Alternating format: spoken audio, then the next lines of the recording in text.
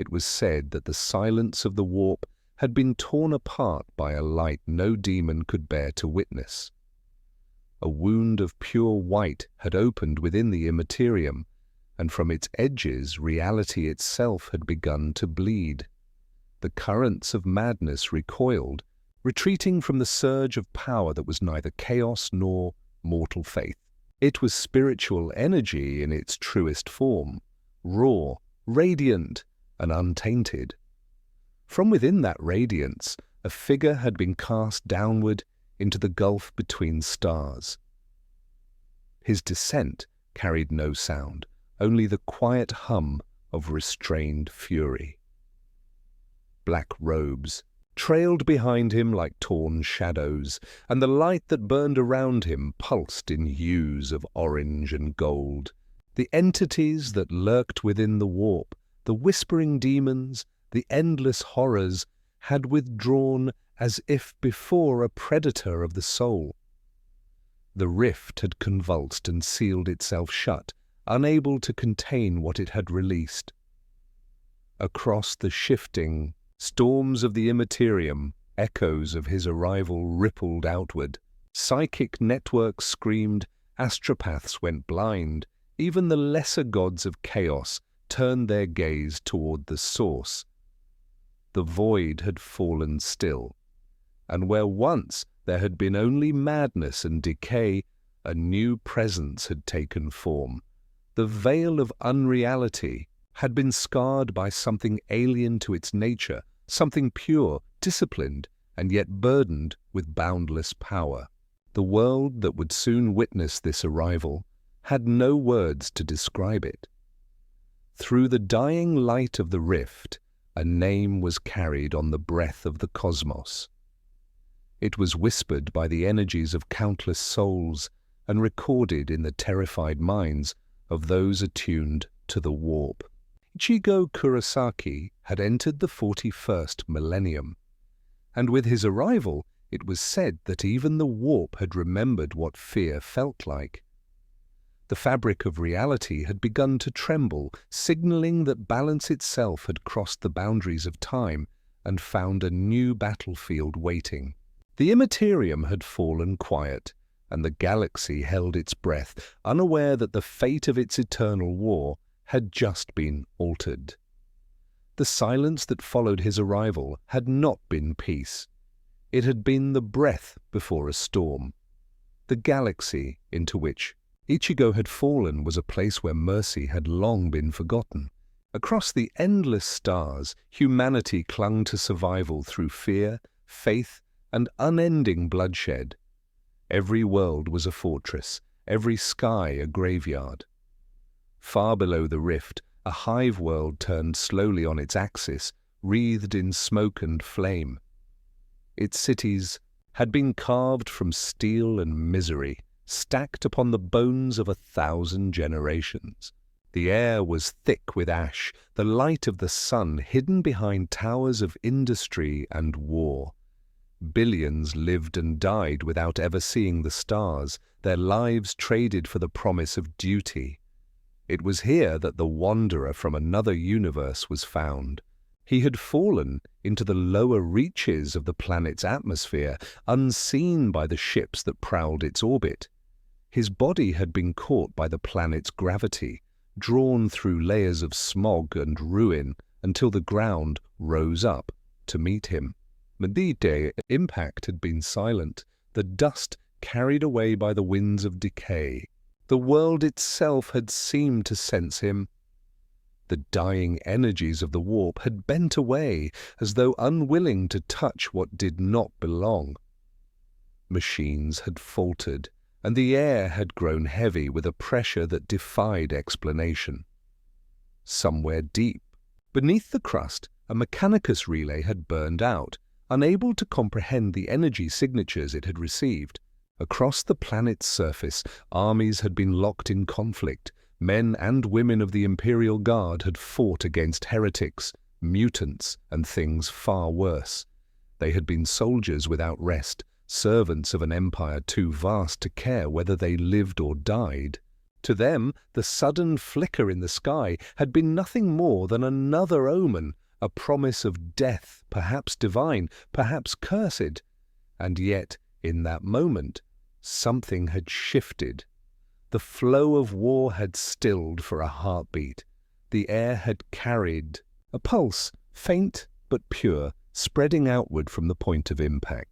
It was not psychic energy, nor the mark of the warp. It was something older, calmer, a resonance of souls. The first to approach had been scavengers and deserters. They had found a crater carved deep into the black soil, its edges glowing faintly with residual light. At its center, a figure had stood motionless, half shrouded in drifting smoke. His clothes had been torn, his body scarred, but his eyes had burned with the calm fire of resolve. The winds of the world had shifted again, carrying the sound of distant war. Yet, around this stranger, silence held. The planet's endless noise had been pushed aside, its chaos momentarily forgotten. It was said that those who had seen him first felt both terror and peace in equal measure. In a galaxy that had long since surrendered to despair, something new had arrived, something that did not bow to the gods of chaos or the tyranny of men.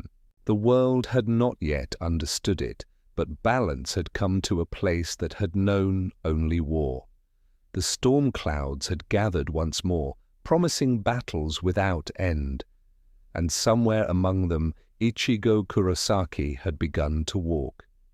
The age of silence had ended, and the galaxy had taken its first breath under his shadow. It had been recorded that the first confrontation between the stranger and mankind occurred within the ashen plains beyond the hive walls. Patrol units of the Imperial Guard had been deployed there, their orders simple: search, secure, and report. The rift in the sky had frightened the populace, and command had assumed it to be another daemon incursion. Fear had been the only language they knew. The soldiers had moved through the ruins cautiously, their boots crushing the bones of the fallen beneath layers of soot and metal. Vox channels had carried only static. The world had been heavy with silence, and even the howling of the wind had ceased.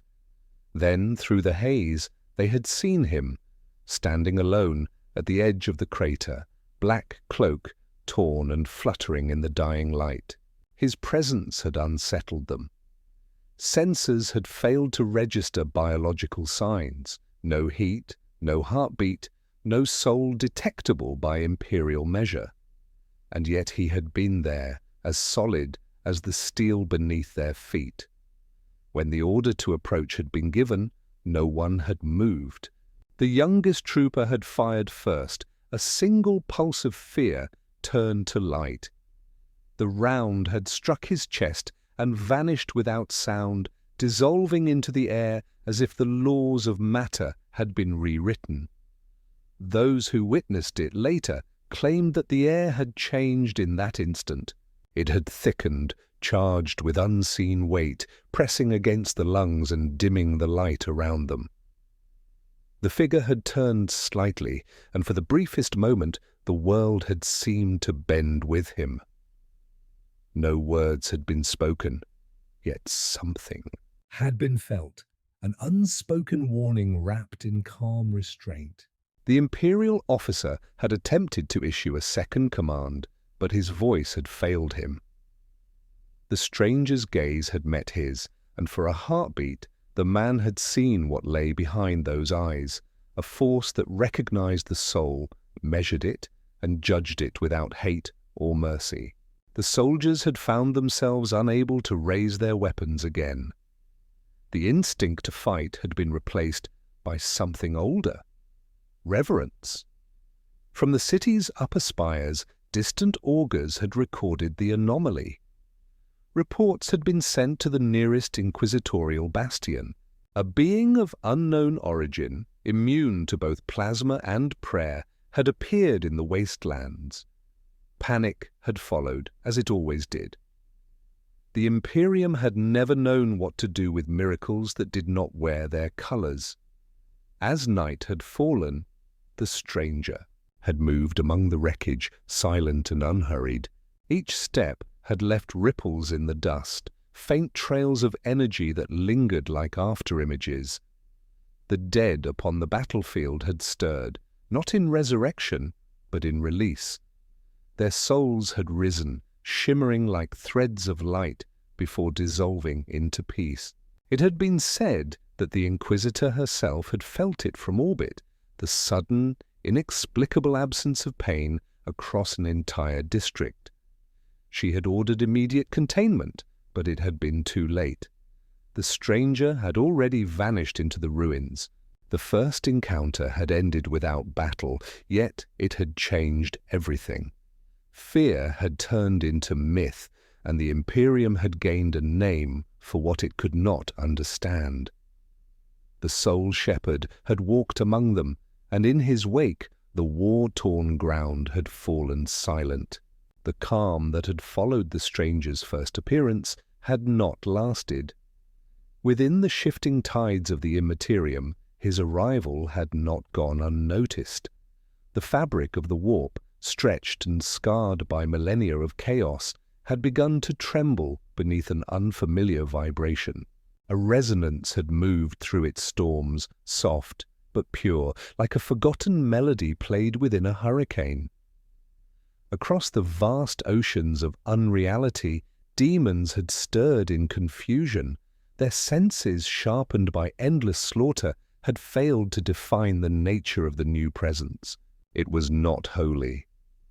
It was not profane. It was balance incarnate, and to them it was poison. They had fled from it, as shadows flee the dawn.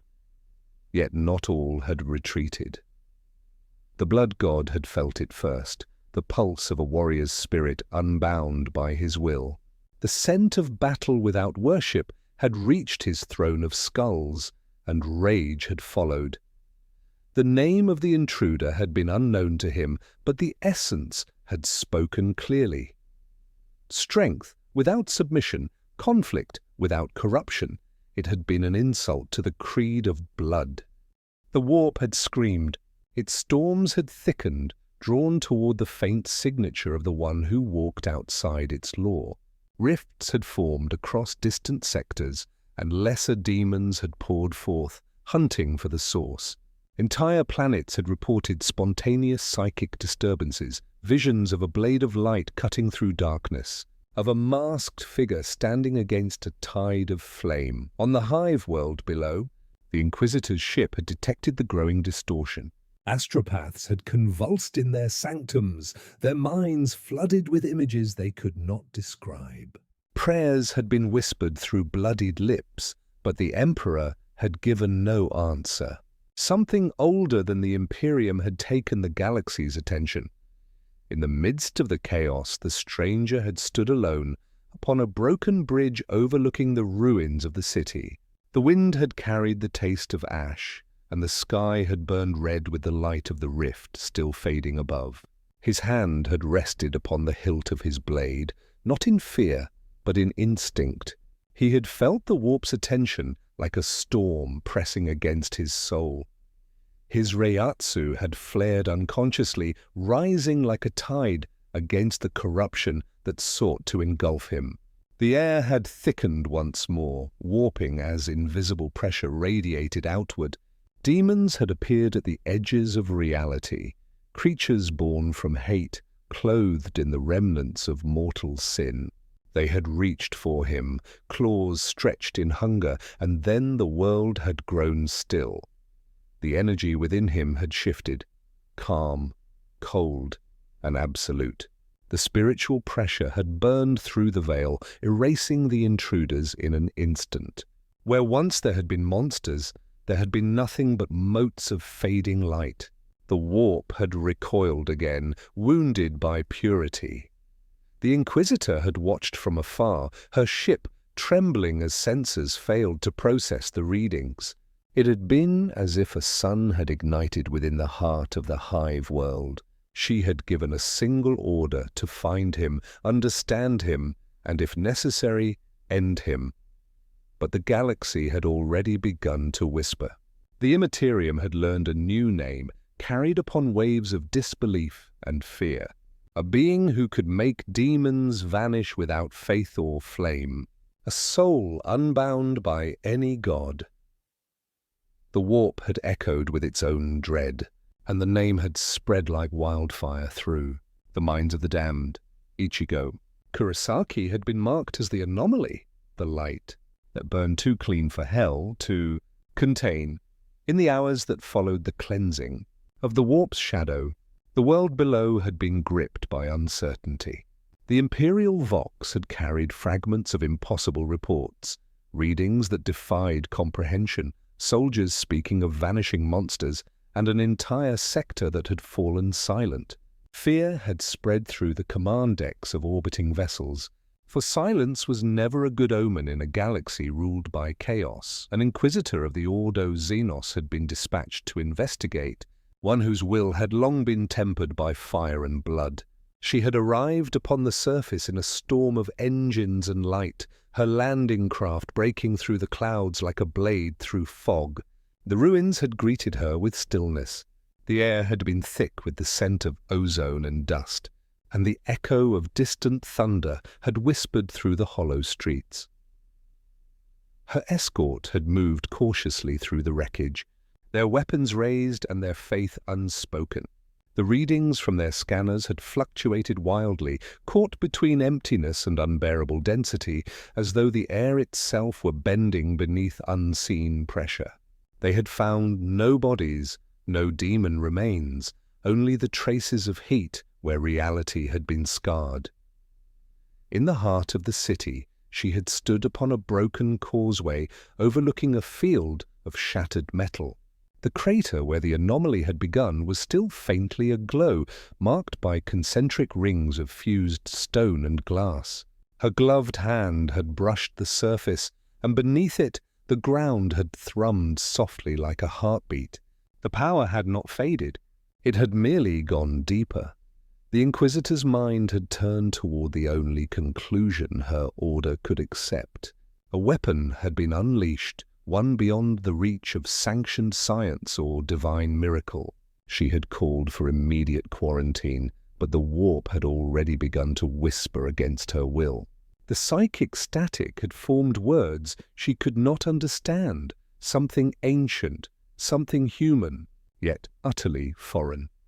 When the figure had appeared again at the far edge of the ruins, her guard had opened fire without command. The bolts had torn through smoke and dust, but none had reached their mark. The stranger had stood unmoving as light faded around him. His presence had stilled the air. No threat had been spoken, yet her soldiers had felt the weight of command pressing down upon their souls. The Inquisitor had felt it too, a pressure not of domination, but of empathy so vast it had frightened her. The energy around the being had not been chaos nor holy, but something that resonated with the rhythm of life itself. She had sensed no hatred in him, only purpose restrained by will. When she had looked into the crater once more, the markings upon the ground had begun to shift. Symbols, not of the Imperium, but of something older, had burned faintly in the stone, circles within circles, written in the residue of his power. She had recognized none of them, yet instinct had told her what they meant: balance. As night had fallen, the Inquisitor had withdrawn, her mind burdened with more questions than faith could answer. Reports had been sealed under inquisitorial code, and the name of the anomaly had been redacted from every record. Yet even within the highest halls of the Imperium, whispers had begun to spread. It had been said that a being had descended from the void, one who commanded the souls of the dead and silenced demons with a thought. They had called him a heresy in flesh, a living paradox, neither savior nor destroyer. And as the Inquisitor's ship had ascended into the choking sky, it had been noted that the figure below had turned his gaze upward as though aware that he was being watched. The connection between them had not been severed. It had only begun. The galaxy had gained its first witness to the stranger's existence, and unknowingly, it had set in motion a chain of events that would reach far beyond a single world. The name of Ichigo Kurosaki had not yet been spoken by human lips, but his presence had already entered the chronicles of fear. Days had passed since the Inquisitor's retreat, though on that world time had little meaning. The smoke had not cleared, the sky had not brightened, and the air still trembled with the echo of the stranger's presence. The war resumed as if nothing had changed, yet beneath the noise of artillery and prayer, something subtle had shifted. The people had begun to speak of a shadow that moved through the ruins, silent but watchful, a being that neither killed nor spared, one who simply observed. Among the destitute and forgotten, the figure had walked. His name had not been known, but his eyes had carried the weariness of centuries. His steps had left faint marks of light that vanished before they could be traced. He had listened to the murmur of the dying, to the confessions whispered between broken breaths, the cries for mercy, the screams of loss, the endless pleas to gods who never answered. He had heard them all. It had been through these voices that understanding had come.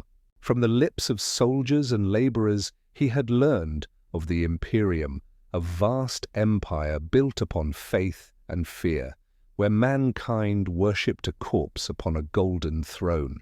They had called it protection. He had seen only chains. He had learned of worlds consumed by madness, of alien species hunted to extinction, and of gods who fed upon despair.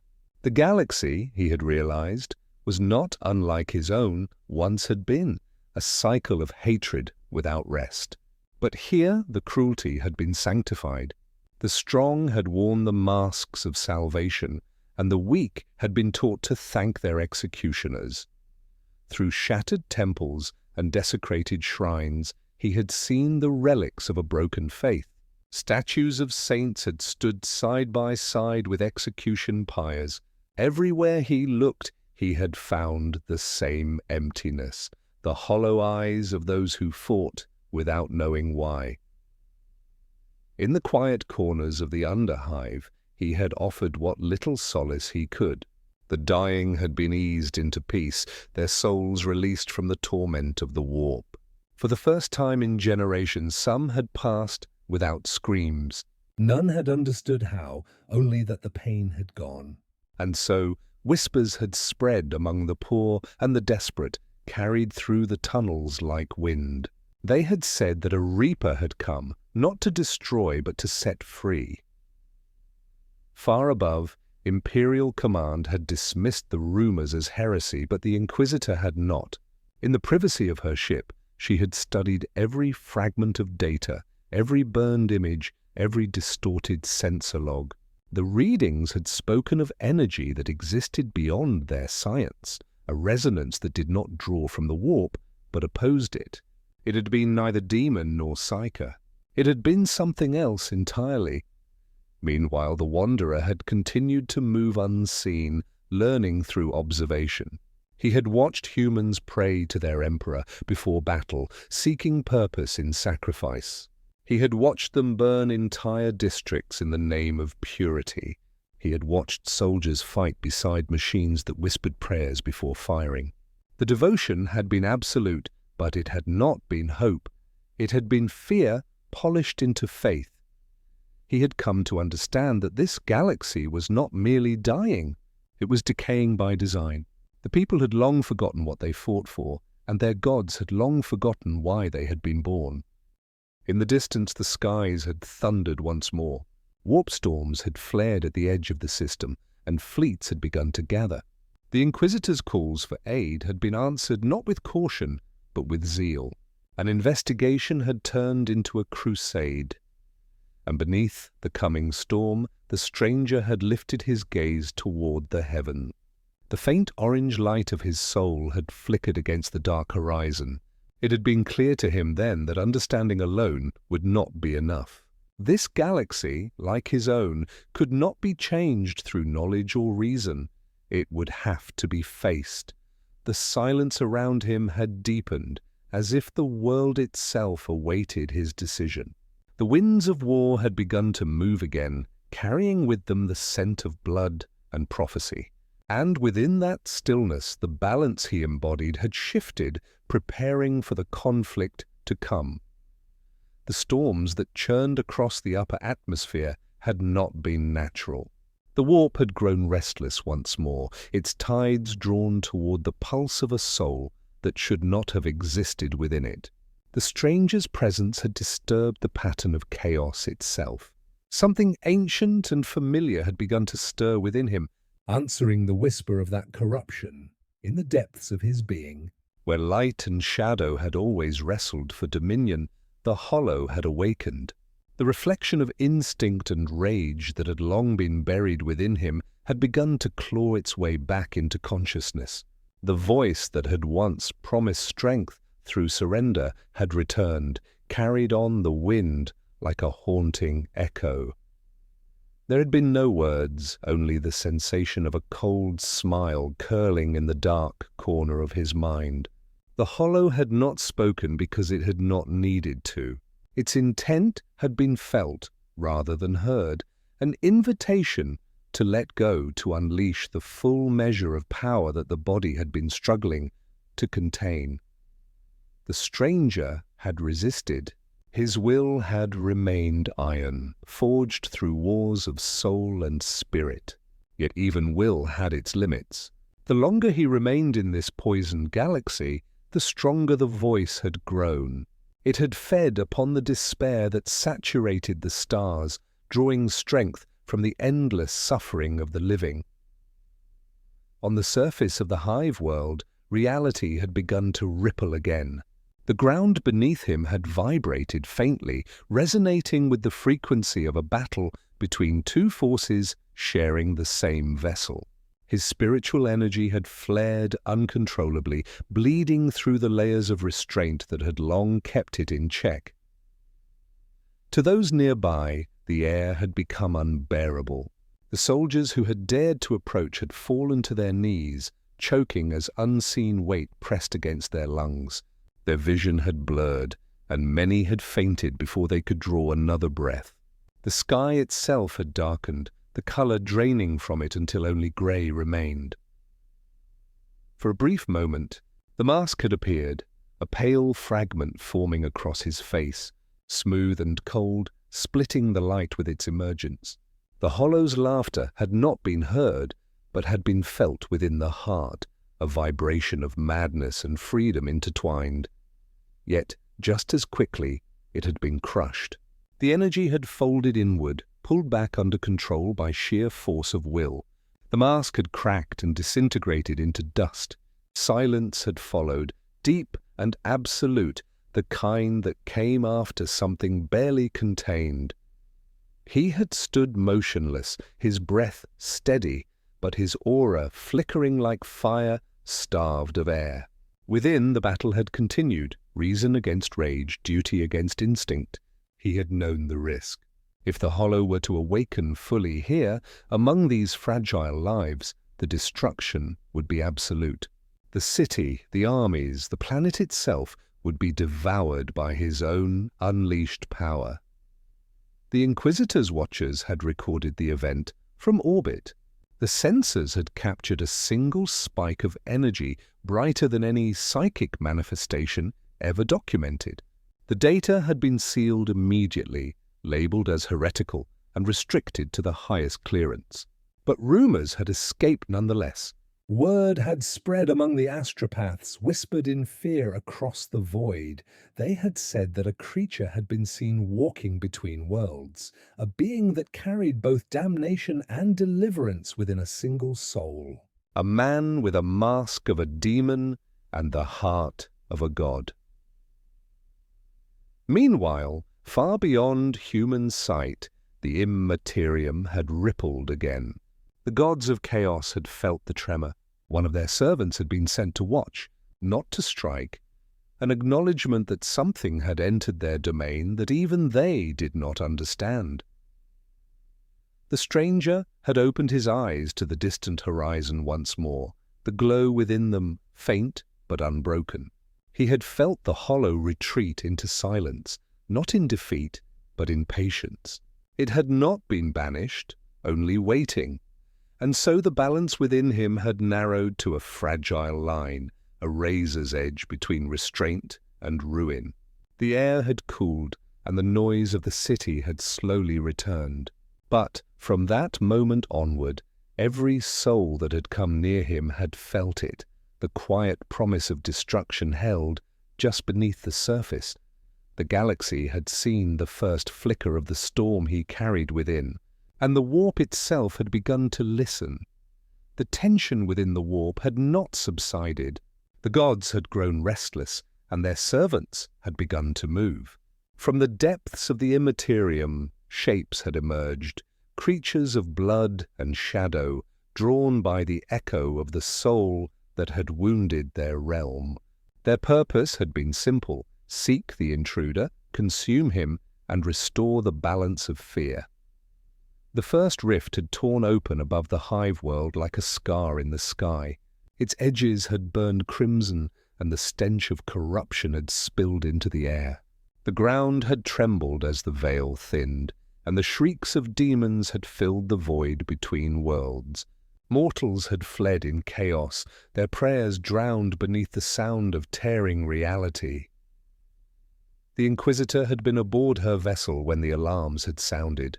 The sensors had gone dark, and the psychic wards had begun to fracture. It had been understood that no reinforcement would arrive in time. The world was already doomed. Yet below, amidst the spreading panic, one figure had remained still. The stranger had lifted his gaze toward the wound in the heavens. His hand had reached for the blade that hung across his back, its edge dark and weightless. The air had whispered around him, bending under the pressure of his will.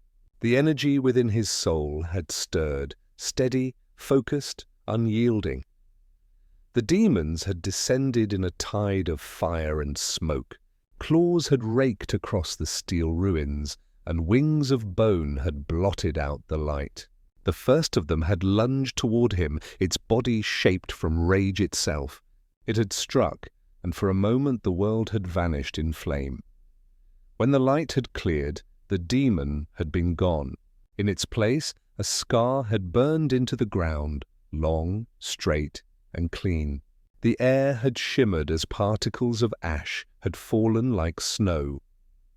The stranger had stood in the center of the ruin, the black blade now glowing faintly with traces of blue. Those who had survived nearby had claimed later that the sky itself had seemed to split as he moved. There had been no sound, no roar, no cry, only a flash of light and the aftermath of absence. One by one, the demons had come. They had swarmed the broken streets, driven by hunger and fury, their forms shifting with every heartbeat. But for every strike they had made, another had vanished, erased from existence by slashes of light that left no echo in the warp. The Inquisitor's vessel had captured fragments of the event. Energy readings had reached levels beyond comprehension. No psychic surge, no warp resonance, only a raw, concentrated power that registered as silence to their machines. It had been as if a hole had been cut through chaos itself. Below, the tide of demons had broken. Their screams had turned to confusion, their forms unraveling as the stranger had advanced through them. Each step had left an afterimage of radiant destruction, each movement a moment of impossible grace.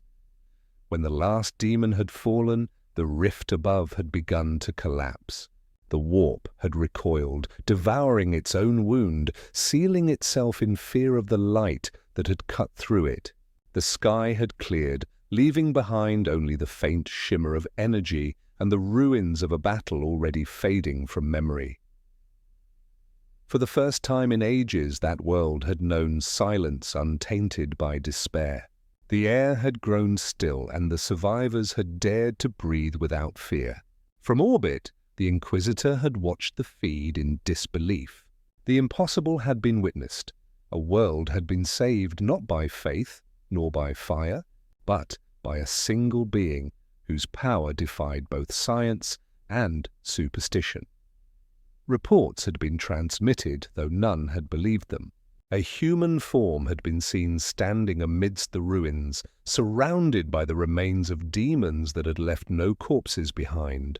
The data had been classified as corruption, the witnesses interrogated, and yet the rumors had already spread.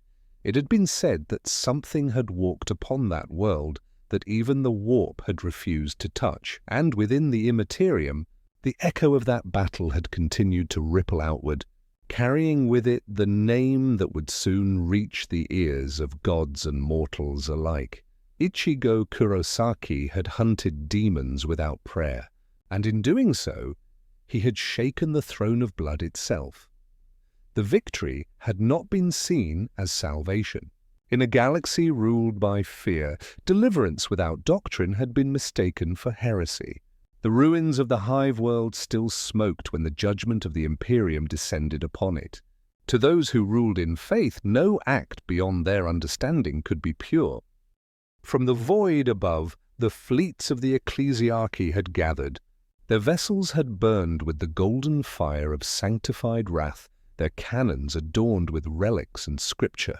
The order had been given without hesitation, containment through annihilation. The planet that had just been spared the warp's touch was to be purged. The stranger had stood upon the same bridge where he had faced the demons. The distant glow of orbiting ships had flickered through the clouds, each light a promise of destruction. He had felt the weight of their aim, the hunger of their fear, and the inevitability of their ignorance. The bombardment had begun. Fire had rained from the heavens, cyclonic torpedoes tearing through the atmosphere like falling stars. Cities had vanished beneath waves of plasma. The soil itself had screamed as it turned to glass. Amid the chaos, the stranger had moved. His body had become a blur of shadow and light as energy poured from him in waves. His blade had carved the air, and the fire from the sky had split apart before it could touch the ground. The heat had roared, but it had not consumed. Instead, it had been divided, redirected, and scattered into harmless brilliance. The survivors had watched from the ruins, their eyes filled with awe and terror. They had seen a single figure standing against the fury of heaven, his energy bending reality like wind across water. To them, it had seemed divine. To those in orbit, it had appeared as defiance. The Inquisitor had begged her superiors to cease fire, but her voice had been lost in the static of zealotry. Her warnings had been dismissed. The High Lords had declared the phenomenon a warp entity masquerading as savior, a blasphemy to be obliterated in the Emperor's name. But destruction had refused to claim him. The bombardment had ended not by mercy, but by exhaustion. The fleets had withdrawn, their reactors failing from unexplained interference. Instruments had recorded no interference pattern, no attack, only the absence of energy itself, as if the void had swallowed their fury whole. When the smoke had cleared, the stranger had remained. Around him, the ruins had stood untouched, preserved in perfect stillness. Those who had hidden in fear had emerged, trembling. Many had knelt, though he had asked for no worship. He had turned his gaze upward once more, seeing in those distant ships not hatred, but the endless misunderstanding that bound all mortals. The same blindness he had seen in his own world, the fear of what could not be controlled. His expression had not changed. Only his silence had deepened, and within that silence resolve had formed. If this galaxy could not tell the difference between salvation and damnation, then he would have to show it. From that moment onward, the Imperium had marked him as an enemy of faith, a ghost to be hunted. But among the common people, among the soldiers and refugees who had seen the impossible, another truth had taken root. It had been whispered in secret, spoken not in prayer, but in hope, that a lone warrior had stood between man and oblivion and had prevailed, a being who could defy both gods and kings. And as those whispers spread, the balance of fear had begun to shift. In the silence that followed the storm, the world had begun to speak again, not through words, but through the voices of those who had once been lost. The stranger had walked among the ashes, his presence stirring the remnants of the fallen. The air had grown heavy with unseen light as the souls of the dead had risen to meet him. They had not risen in horror, nor in vengeance, but in recognition. The boundaries between the material and the spiritual had blurred, and in that stillness a strange peace had taken hold.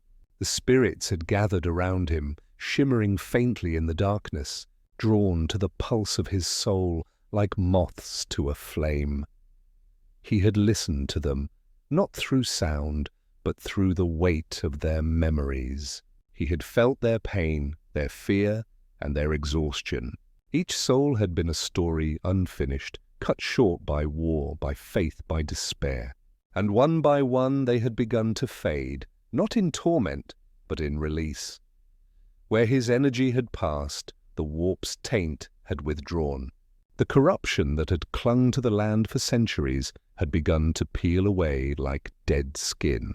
The air had cleared, and for the first time in recorded history, that world had been quiet. From orbit, the Inquisitor had watched the change unfold. Her senses had failed to categorize what they had witnessed. There had been no psychic signature, no warp resonance. Only a silence too complete to be natural. She had felt it herself, an absence of fear, an echo of serenity. Within the archives of her ship, she had recorded her findings under a sealed entry. The report had never reached Terra. It had been intercepted, erased, and buried beneath the bureaucracy of faith. Yet, even so, the truth had continued to move through the galaxy, carried by rumor and wonder. Pilgrims had begun to visit the ruined world in secret. They had come not to pray, but to stand in the silence. Some had claimed to hear faint whispers carried on the wind, voices that had once cried out in agony, now speaking in peace. Others had said that when the sun had set, a faint orange glow had shimmered across the horizon, an echo of the soul that had freed them. The stranger had left before any could find him again. His steps had led him beyond the ruins, toward the wilderness that stretched into the dark horizon. Behind him, the dead had rested, and the living had begun to rebuild. But his work had not gone unnoticed. The pulse of his Reiatsu, pure and uncorrupted, had reached across the void. It had crossed the boundary between realms, touching the edges of the Astronomicon. Upon the golden throne it had been felt. The Emperor's seers had screamed as they fell into convulsions. Their minds had been flooded with images of a sword of light cleaving through the warp, of souls redeemed without faith, of a power that owed allegiance to no god. The vision had reached the High Lords, who had declared the anomaly an existential threat to imperial doctrine. Across the stars, new orders had been sent. Fleets had been mobilized. The command had been clear: seek the anomaly, contain it, or destroy it. But while the Imperium had prepared for war, something far greater had begun to awaken. The warp had been wounded, and its gods had stirred in unease. The balance that had long remained unchallenged was shifting, and far from the eyes of man, Ichigo Kurosaki had continued to walk through the endless dark, unaware that the act of mercy he had given freely had changed the fate of the galaxy. The voices of the dead had fallen silent at last, and in their silence a new sound had risen, the whisper of destiny calling him forward. The stillness that had settled over the ruined world had not lasted. Far beyond its fragile peace, in the cold expanse of the void, the ripple of his existence had reached the heart of humanity's empire. The signal had not been transmitted by technology nor by prayer. It had been carried through the warp itself, felt rather than heard, an echo that had brushed against the mind of the Emperor. Upon the golden throne, the master of mankind had stirred. The light of the Astronomicon had flickered, dimming for the span of a heartbeat across the entire Imperium. Billions of navigators had gasped in unison as their psychic beacon faltered. Within the cathedrals of terror, priests had fallen to their knees, believing the end had come. But the light had returned, brighter, steadier, almost renewed. And in that renewal something alien had been sensed, an energy that did not belong to the warp, yet had passed through it untouched, a purity that had reminded the Emperor of a time before corruption. Across the High Lord's chambers, the reports had arrived like storm winds. Astropaths had burned out their minds trying to translate the echo. Inquisitors had debated its meaning, some calling it divine, others heretical. To many, it had been interpreted as the return of a lost Primarch, a fragment of the Emperor's will sent back to test mankind's faith, and yet the Emperor had remained silent. No command had been spoken, no divine vision bestowed. Only a single pulse of awareness had spread through the golden throne, an acknowledgement. Orders had been issued regardless. Fleets of the Ordo Hereticus and Ordo Xenos had been dispatched to trace the anomaly's path. Psychic choirs had been formed to triangulate its resonance. Every world that reported unnatural calm, every system that showed sudden absence of warp interference, had been marked for investigation from the shadows of the Inquisition. A conclave had been assembled under the directive known as Imperator Vigilum. It had been decreed that the being responsible was to be found alive if possible, dead if necessary. The nature of its power had threatened the very foundation of imperial faith. If salvation could exist without worship, then the ecclesiarchy's empire of obedience would crumble. Meanwhile, aboard her vessel far from terror, Inquisitor Seraphine Vale had read the coded message and understood its tone. The words had been formal, but the meaning had been clear. She had failed. Her mercy had been considered weakness. Her earlier pleas for restraint had been recorded as heresy. Yet despite her orders, she had not relayed the stranger's location. She had purged her own data cores and destroyed the telemetry records. Her voice had carried across her ship with cold resolve as she had declared a new course, one unsanctioned and irreversible. She would find the being before the others could, not to kill him, but to learn what he truly was. Within the warp, her ship had vanished from Imperial sight, her name quietly erased from the inquisitorial rolls. She had become a ghost among ghosts, chasing a light that should not have existed. And so the hunt had begun. Across the stars, fleets had moved under banners of faith and secrecy. Some had sought to capture him for study, others to destroy him for purity. None had understood what they were chasing. On the edges of known space, far beyond the Emperor's reach, the echo of his soul had continued to move, steady, unbroken, and unconcerned. The galaxy had mistaken him for a weapon. Yet he had been nothing more than a man who refused to let the dead suffer. And while the Imperium had turned its vast machinery of war toward him, Ichigo Kurosaki had continued forward, unaware that his quiet mercy had drawn the gaze of gods and men alike. The summons from terror had been given. The fate of billions now turned toward a single soul that had never sought to rule, only to protect. And as the fleets advanced, the warp itself had begun to shift once more, its storms parting before the path of something unseen, something waiting to meet him in the dark. The hunt that had begun in the name of faith had spread through the stars like wildfire. Fleets had sailed from Terra and Mars, from the Forge worlds and the monasteries alike, their banners bearing the sigils of purity and judgment. But far from the routes of sanctioned travel, beyond the reach of the Emperor's light, another gathering had begun, one not born of command, but of curiosity. In the darkened corridors of a shattered craft world, the Eldar had taken notice. Their farseers had seen the same ripple in the skein of fate, a tear not of chaos, but of balance.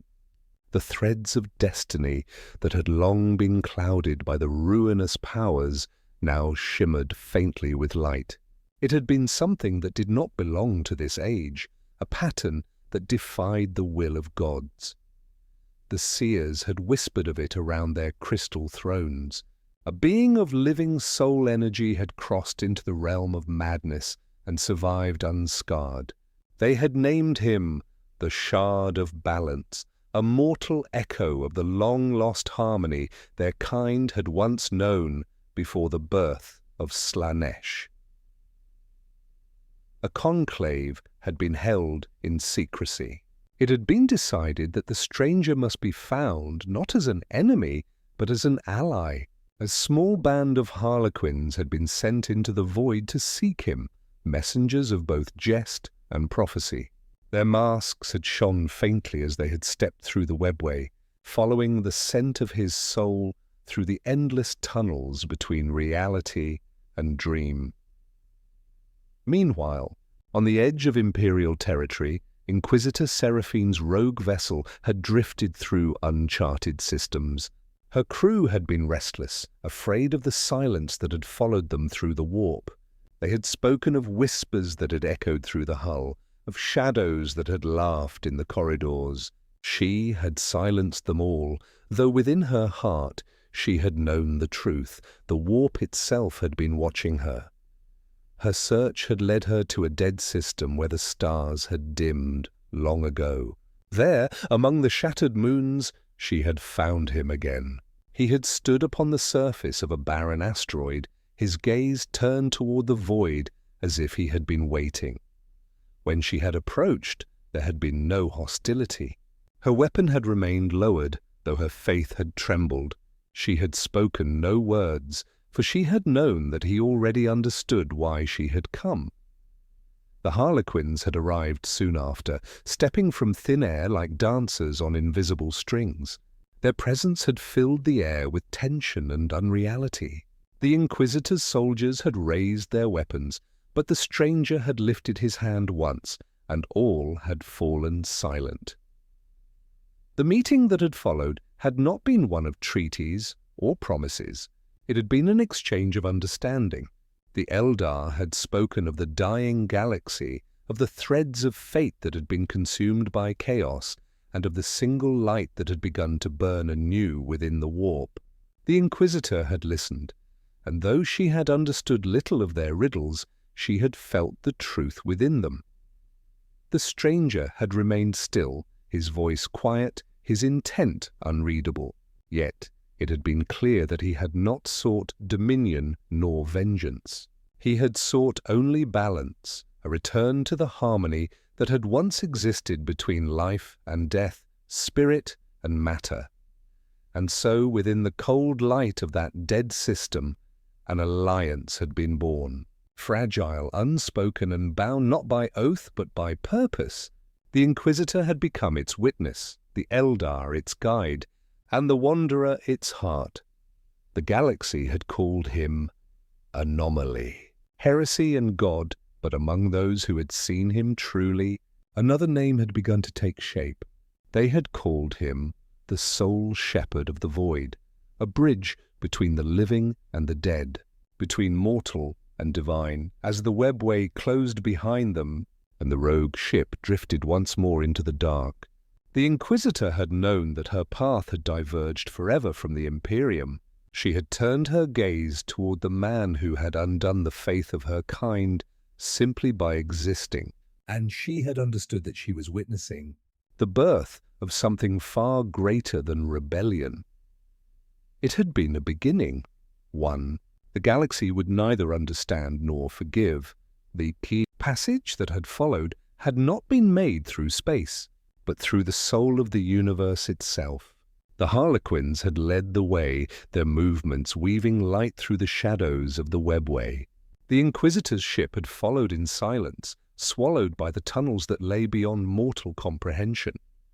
For most, to travel the webway had been to court death.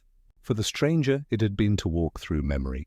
Each step had carried echoes of the world he had left behind, familiar voices whispering from the edges of eternity.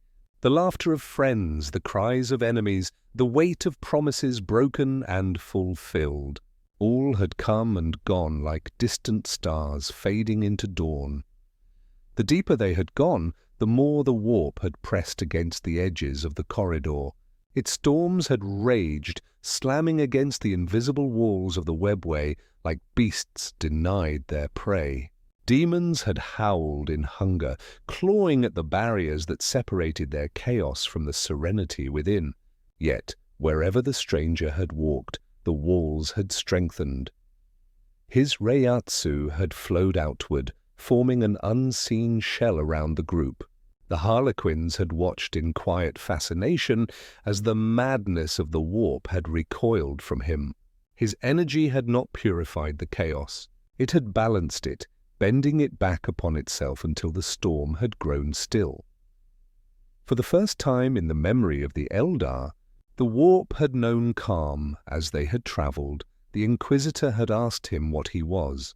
The question had not been born of accusation but of awe. He had not answered immediately. Instead, he had looked out into the endless dark beyond the veil and spoken softly, his voice carrying no pride. He had said that he had once been human, once mortal, once bound by fear. But to fight for others had changed him, and now he had become the consequence of his own compassion. The words had stayed with her long after they had passed from his lips. To the Inquisitor, who had lived her life in the service of power and punishment, the idea that strength could be born from mercy had been almost unbearable. The Harlequins had led them through the last of the tunnels, their laughter fading as they neared the exit. The light had begun to shift, from cold to warm, from the hue of shadow to the color of dawn.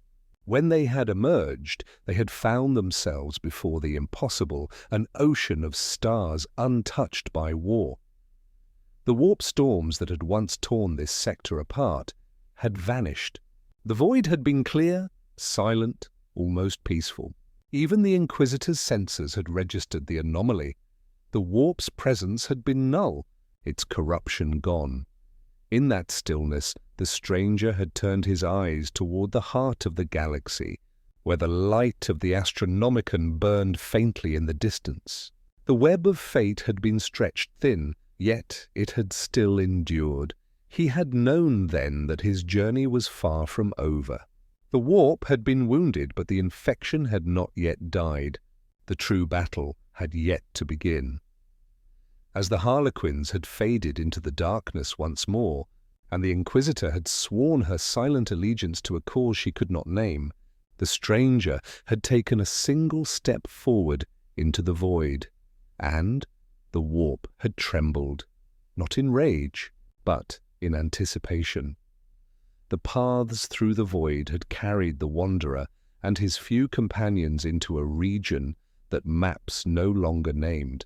It had been a graveyard of suns, a system of blackened orbs and broken moons where light itself seemed reluctant to exist.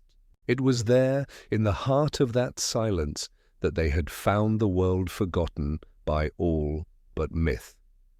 The readings had defied reason. The planet below had shown signs of life, yet no movement. Energy had pulsed faintly beneath the surface like the heartbeat of something dreaming. The Harlequins had spoken little, their voices hushed even through their laughter. They had called the place Eidolon's Rest, one of the countless tomb worlds of the lost. When the wanderer had descended, The air had been heavy with dust and memory. Towering statues had loomed from the fog, monuments of warriors whose faces had long been devoured by time. The ground had been carved with symbols of loyalty and ruin. At the center of a vast crater had stood a monolith, cracked but unbroken, and chained to it had been a figure greater still. A man shaped like a god, his armor rusted yet magnificent, his head bowed beneath the weight of ages. His eyes had been closed, but the pulse of his spirit had shaken the air. The Harlequins had retreated into shadow, and the Inquisitor had fallen to her knees, for she had recognized what her mind could not accept. The legends had been true. One of the Emperor's lost sons still lived. It had been asked who had. The Wanderer had approached without hesitation. The energy between them had resonated like the meeting of two storms. The bound giant had stirred, his voice rolling across the plain like thunder dragged through stone. It had been asked who had come to wake him, and why. The stranger's answer had been simple, that he had not come to awaken a warrior, but to free a soul trapped in endless torment. Chains forged of psychic steel had coiled around the Primarch's body, feeding upon the warp to keep him bound. The Wanderer's hand had touched the rusted links, and light had burst from his palm. The chains had burned, not with flame, but with cleansing silence. One by one they had shattered. The Primarch had risen at last, the dust of millennia falling from his armor. His gaze had met the Wanderer's, and for a moment time itself had seemed to still. Within that look there had been recognition, not of faces but of purpose. Two beings, one born of faith, the other of balance, had seen the reflection of each other's burden. The freed giant had bowed his head once, not in submission, but in gratitude. The Inquisitor had recorded the moment, though no record would ever capture the weight of it. The act of mercy had echoed through the warp, a tremor so vast that it had reached even the golden throne. For 3 days, the Astronomicon had flickered again, its light burning steady only after the freed soul had spoken a single word of peace.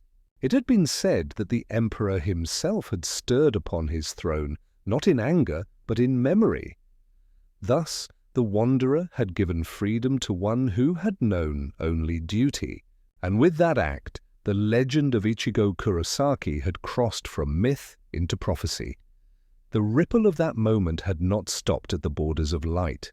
It had carried deep into the Immaterium, where gods born of sin and madness had watched with growing unease. Khorne, Lord of Slaughter, had felt the tremor first. His throne had shaken beneath him, carved from the skulls of warriors whose souls no longer screamed. The blood that ran through his domain had stilled for a heartbeat, and rage had followed. A soul had defied the law of war, had fought without worship, had freed without conquest. To Khorne it had been sacrilege. Tzeentch, weaver of lies, had laughed softly, the sound echoing through the labyrinth of his realm. He had seen possibility where the others had seen defiance. A mortal who could wound the warp itself was a thread worth pulling.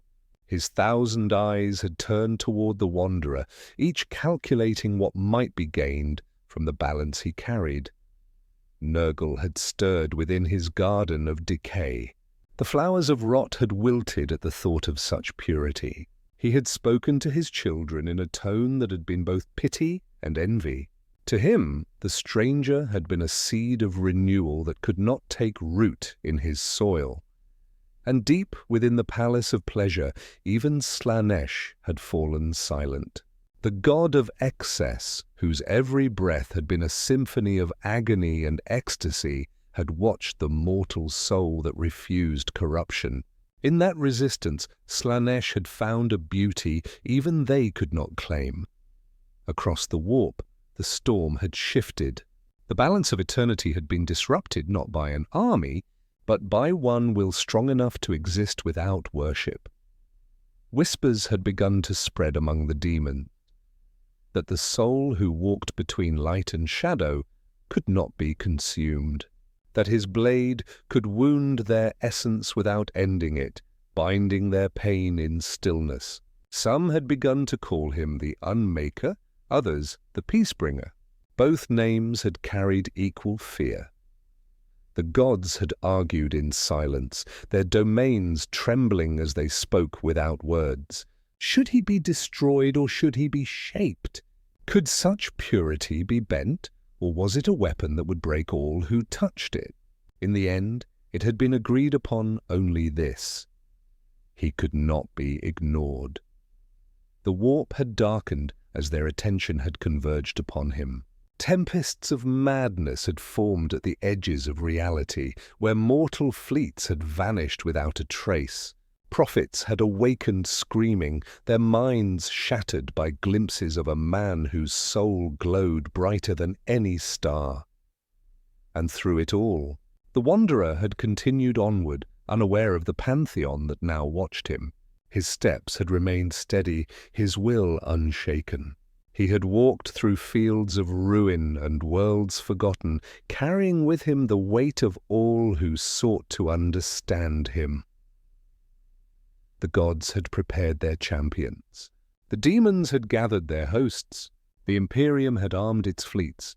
The galaxy had begun to align, not through fate, but through fear. And at the center of it all stood a single soul, Ichigo Kurosaki, who neither ruled nor worshipped, who neither served nor knelt, but who simply walked forward.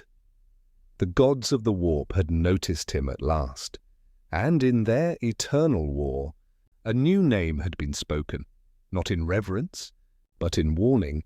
The void had stretched endlessly, silent and cold, as if the stars themselves held their breath. For weeks the Wanderer had travelled with no destination, following only the pull of instinct, the faint rhythm that beat within his soul and within the fabric of the galaxy itself. It had been neither light nor sound, but a harmony that guided him through the dark. When the path had ended, he had found himself once more at the edge of life, a system known to history as Cadia Reborn. Once the bastion of humanity's defiance, it had become little more than wreckage adrift in time. Its people had scattered, its cities had turned to dust, and the scars of the last great war still burned upon the soil. But even ruins could whisper, and the echoes of defiance had lingered still. The ghosts of soldiers long dead had walked those plains, their loyalty chained to a cause that no longer remembered their names. They had fought, died, and remained. The Wanderer had felt their sorrow before he had seen their forms. The faint shimmer of lost souls had gathered around him, restless and weary. Their weapons had been broken, their banners tattered, yet their discipline had remained unbroken even in death. He had knelt among them, his blade buried in the ground. A quiet light had spread from his hand, not blinding, not fierce, but warm. The kind of warmth forgotten by a galaxy that had learned only fear. The ghosts had stilled. Their voices, once bound to oaths of vengeance, had softened. Through him, the memory of their valor had been acknowledged. The weight of their endless vigil had lifted, and for the first time since the fall of Cadia, the spirits of the dead had known peace. The living had seen it too. The surviving Cadians who had returned to reclaim their home had witnessed the horizon shimmer with spectral light. They had seen figures rise from the dust, soldiers standing in perfect ranks, saluting before fading into the wind. And in the center of it all, they had seen him, the lone figure in black, his blade glowing faintly with the souls he had freed. The reports that had followed had been confused, fragmented. Some had claimed it had been a warp vision. Others had sworn that the Emperor himself had walked among them. None had agreed on what they had seen, but one truth had remained constant. The warp storms that had once torn through the Cadian gate had lessened. The eye of terror had dimmed for the span of a day. The rift that had once devoured worlds had grown still, as if something within it had hesitated. To the Imperium, it had been seen as a sign, a brief miracle amid the endless war. To the Wanderer, it had been nothing more than a promise kept. The dead had earned their rest. When he had left Cadia behind, the world had felt lighter. Its soil no longer echoed with cries of despair, but with the quiet pulse of renewal. The banners of the living had risen once more, not in conquest, but in remembrance.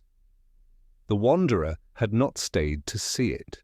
His steps had already turned toward the next call, the faint tremor in the warp that whispered of gathering armies, of gods preparing to strike. The galaxy had begun to move again, and so had he. Peace in the 41st millennium was never allowed to last. The stillness that had followed the Wanderer's passing had not gone unnoticed. Where the warp had retreated, the powers of ruin had gathered to reclaim what they had lost. The eye of terror had opened once more. Not wide, not yet, but enough to spill its corruption into the void. The skies above Cadia had darkened with crimson flame as demonic legions had poured forth. Ships of the traitor legions had emerged from the rift, their hulls covered in living runes and blasphemous scripture. The sons of chaos had come again, drawn by the absence of their god's control. The imperial garrisons had barely managed to raise their defenses. Vox relays had screamed with panic. Commanders had issued orders to retreat and fortify. But there had been nowhere to hide, and then the warp had shifted.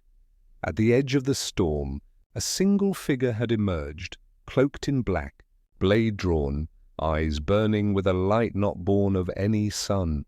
The Chaos fleets had sensed him before they had seen him. Their sorcerers had felt the air change, the psychic currents twist. They had recognized the presence that had wounded their masters. The first wave had fallen upon him. Demons of blood and shadow, their roars shattering the air. They had struck as a storm, claws meeting steel, warp fire crashing like thunder. But none had reached him. The world had seemed to bend around him. Each movement had flowed like wind through flame. His blade had swept in arcs of pure energy, every strike silencing the madness it touched. The daemons had fallen not in screams, but in silence. Their essence unmade, their corruption dissolved. From orbit, the Imperial ships had recorded the battle. They had seen a single figure standing alone amid legions of monsters, his body radiating energy that tore through the warp's corruption like light through fog. Every time he had struck, reality itself had rippled. The Inquisitor who had once followed him had returned at last, her ship descending through the firestorm. She had watched from her bridge as the impossible unfolded. Demons retreating, Chaos Marines hesitating, their faith in their dark gods faltering. The Wanderer's power had not been fury. It had been sorrow given form. He had fought not to destroy, but to release. Each stroke had severed the chains that bound the corrupted, each clash a lament for those lost to madness. When the battle had ended, Cadia had stood again, scarred, scorched, but unbroken. The eye of terror had flickered, its energy faltering as though something deep within it had been wounded. The demons had vanished back into the void, leaving behind silence. The soldiers who had survived had knelt amid the ashes. They had spoken no prayers. For the first time in millennia, they had not needed to. Above them, the Wanderer had stood upon a cliff of broken stone, his blade resting at his side, his gaze fixed upon the storm that had once devoured half the galaxy. It had stared back, and for the first time the warp had blinked. The Inquisitor had sent her final message to Terra that day. It had been short, stripped of formality and fear. The balance walks among us. He is not our enemy nor our God. But if we defy him, we will find neither salvation nor death, only silence. The message had never reached the High Lords. It had vanished into the same void where faith went to die. And as Cadia's new dawn had broken, Ichigo Kurosaki had turned away once more, his cloak flowing like the remnants of a forgotten storm. His presence had faded from sight but not from history. The galaxy would never be the same. The warp had been quieter since the fall of Cadia's second storm, but its silence had not been peace. It had been the pause before a scream, the breath before an unseen blade struck. Across the galaxy, psychers had begun to dream of the same thing, a single light moving through endless darkness, trailed by shadows that hungered but did not dare to touch. The black ships of the Inquisition had filled with whispers from the imprisoned. Some had called it salvation. Others had called it the end. Even the navigators bound to the Emperor's light had seen their visions shift. The Astronomicon still burned bright, but around it a second radiance had begun to form. Soft, untamed, alive. To most, it had been unseen. To those attuned to the immaterial, it had been undeniable. The warp was changing. Its tides no longer obeyed only the gods of ruin. The storms that had once formed from hatred now moved with uncertainty. In some sectors, the veil between realms had thickened, making demonic incursions fail before they began. In others it had thinned, not with madness, but with warmth, as if the realm of souls itself remembered what peace had felt like. The demons that survived Cadia's cleansing had begun to gather again, seeking their master's favor. But they had spoken in confusion and fear. The stories had been the same in every tongue of the damned. They had said that something walked within the warp that was not of it, a will that healed the wounds of the dead and silenced the screams of eternity. They had said that when they drew near it, their essence weakened, not through battle, but through remembrance. Khorne's hosts had spoken of weapons that refused to kill. Nurgle's spawn had wept as their decay had turned to dust. Tzeentch's horrors had screamed when their futures could not change. Even Slaanesch's chosen had fled, claiming the light had made them feel nothing at all. And deep within the warp's darkest reaches, where the remnants of ancient souls drifted like dust, the echoes of Ichigo Kurosaki's presence had lingered. His Reiatsu had not fought the warp. It had balanced it. Every strike, every act of mercy had rewritten a fraction of its nature. The Grey Knights had sensed it too. The Emperor's chosen demon hunters had received orders to investigate the warp-born anomaly. Their librarians had traced the surge to the ruins of Cadia, but the readings had vanished before they could arrive.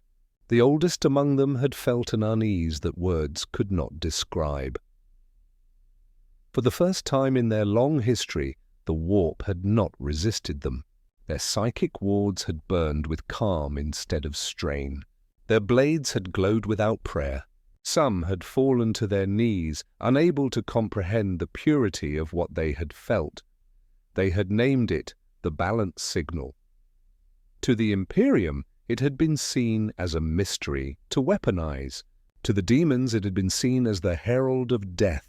But to the Wanderer himself, it had been nothing more than consequence, the echo of his steps upon a world that had forgotten harmony. And while mortals and gods alike had argued over his meaning, the warp itself had begun to remember something older than chaos, something it had once been before the madness of gods had claimed it. The realm of souls had begun to dream again, and somewhere in that dream, the Emperor had stirred. On Terra, beneath the endless cathedral that was the Imperium's heart, The Emperor's body had remained unmoving. His flesh had been withered, his form locked within the golden throne for 10,000 years. But within that cage of divine decay, his mind had wandered through the warp, a constant battle against the tides of corruption that sought to drown humanity. For centuries, his thoughts had been war. His will had been a fortress, unyielding, scarred by millennia of resistance. But lately, the fortress had begun to crack, not from weakness, but from the intrusion of something new. A presence had entered his vast mind, faint at first, like the echo of a forgotten prayer. It had not come from chaos. It had not carried hatred or deceit. It had carried peace. In the Emperor's dream, the endless war against the gods of the warp had paused. The roiling seas of madness had parted, and in their center had stood a single figure. Cloaked in shadow, eyes burning like dawn, the man had faced him without bowing. The Emperor had recognized him, though they had never met. Not his face, but his essence, a soul unbound by faith, untouched by corruption, free of servitude to God or destiny. In the silence that had followed, the Emperor had spoken without voice. He had asked the question that had haunted every age: what gives a mortal the right to stand between gods? And the answer had come softly, carried not by words, but by will, that no right was needed. Only choice. The dream had trembled. The Emperor had seen visions of what the galaxy might become. Worlds healed by balance instead of ruled by fear. Faith tempered by understanding. Humanity learning not to dominate, but to endure. It had been a vision of what could have been before ambition had turned divine. But even as he had seen it, the old pain had returned.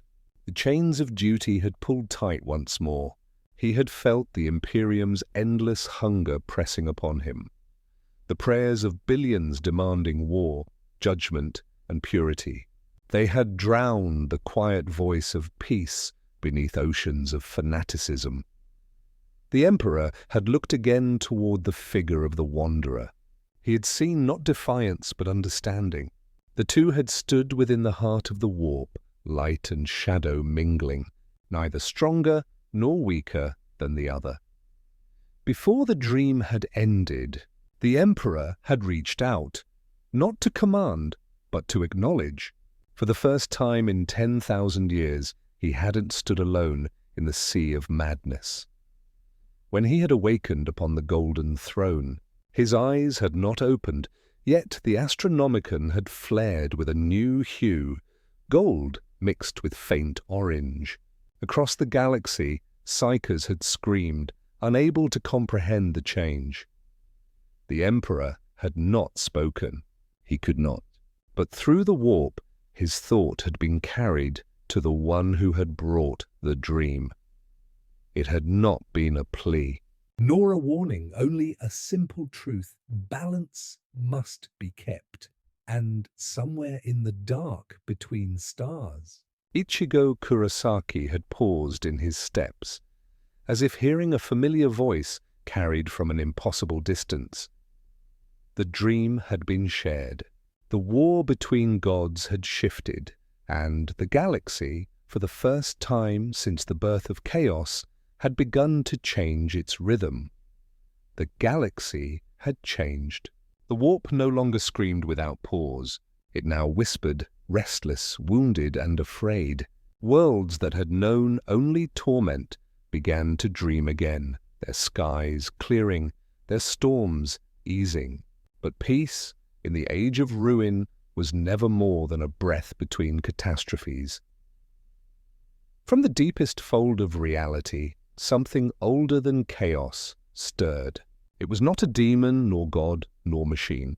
It was hunger given form, the first shadow, the twin of creation that had slept since the birth of light. The name had not been spoken in millennia, not by mortals, not by gods, but as the warp quaked, The word had returned, carried through every screaming psychic channel. Unicron. The void had bled darkness as his presence tore through existence. Worlds had crumbled at his awakening. Moons shattered. Stars died in silence.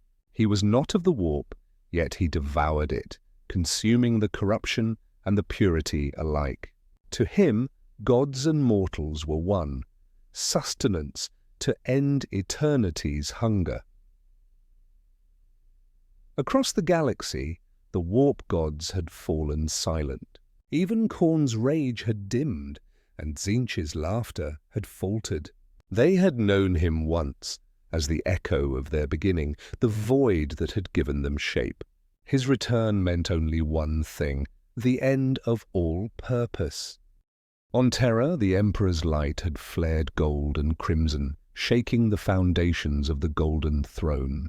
In the warp, his spirit had reached out again, a wordless cry, not of command, but warning. And across the stars, Ichigo Kurosaki had felt it, the tremor that was not war, but unmaking. He had stood upon the bridge of an abandoned ship, its hull drifting above the ruins of a dying system. The stars had flickered one by one, their lights swallowed by an encroaching shadow. His soul had recognized the truth instinctively. Unicron was not a god of death. He was the void's final hunger, the nothing that remained when balance failed. The Inquisitor had found him again there, her ship, trembling in orbit. The Harlequins had returned too, silent, their masks turned toward the darkness with reverence and dread. Even the Eldar Farseers, their visions broken by fear, had sent their last messages into the webway. He returns. The Eater of Reality wakes. The fleets of mankind had gathered once more, Imperial, Xenos, even remnants of chaos. Not in alliance, but in mutual desperation. For when the first of Unicron's tendrils had reached their systems, their faith, hatred, and pride had meant nothing. Their weapons had failed. Their gods had been mute. Then the Wanderer had stepped forward. He had not come to save the galaxy. He had come to end the cycle. His soul had burned brighter than any star, his Reiatsu merging with the pulse of the warp itself. The barrier between living and dead, real and unreal, had bent around him. Every soul he had ever freed, every echo of life he had ever touched, had stirred within that light. The void had trembled as his presence met Unicron's. Two truths had collided, hunger and harmony, chaos and stillness. The battle had not been fought with armies. It had not been seen by mortal eyes. It had unfolded in the folds between existence, a war of will, of meaning, of the essence that defined creation itself. Unicron had devoured light and screamed, but the scream had turned to silence.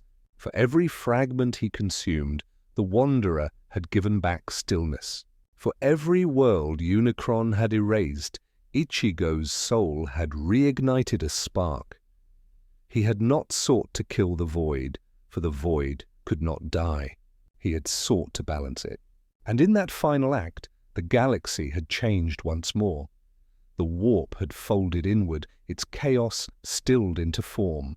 Unicron's shadow had dissolved not in defeat, but in understanding, a hunger met by serenity. Stars had reignited.